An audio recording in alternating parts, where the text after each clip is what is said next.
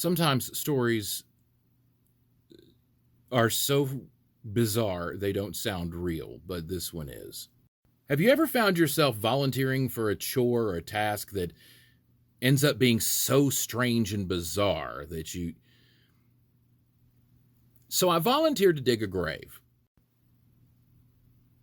It came time in the grieving process to say goodbye to family members who had already been goodbyed, but burying the urns and the ashes. I had to do that with my dad, and I volunteered to help family because I don't mind doing stuff like that because, I've had to before.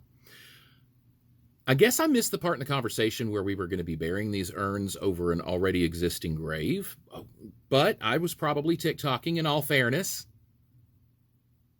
So we set out on a Saturday afternoon, not a cloud in the sky. What I thought was just going to be post-hole diggers, getting a little cylinder of dirt out and then just planting an urn and putting dirt back on it. No. We ran into rocks and everywhere. I just underestimated the task. Well, we've smashed a bunch of the rocks. We got a bunch of them out, but we hit one that was just, we couldn't get past.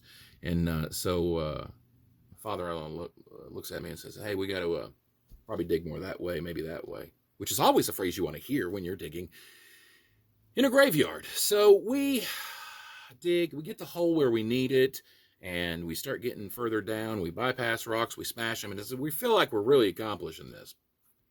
Well, then the post-hole digger goes down, and I hear ka-thunk, and I stop, and I say, now listen, now that sounds like ka-thunk. Now, rocks don't go ka-thunk unless they's hollow rocks. And a rock ought never be hollow. And that sounded like a thunk of a hollow rock. Now you see those striations.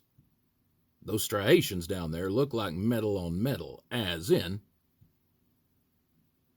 this may not be a hollow rock at all, Eddie. May not be a hollow rock at all. Well, we started clearing out the path because I had stepped back and said, we need to make sure what we're doing here because we are only barely 18, if we are 18 inches in the ground. And there's a smooth rock down here that goes ka-thunk, and that scratches instead of chips away.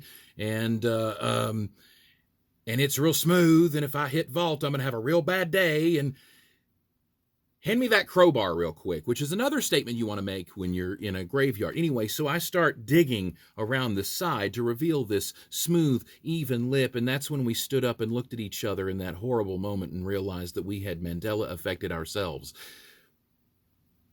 Are they 6 feet under?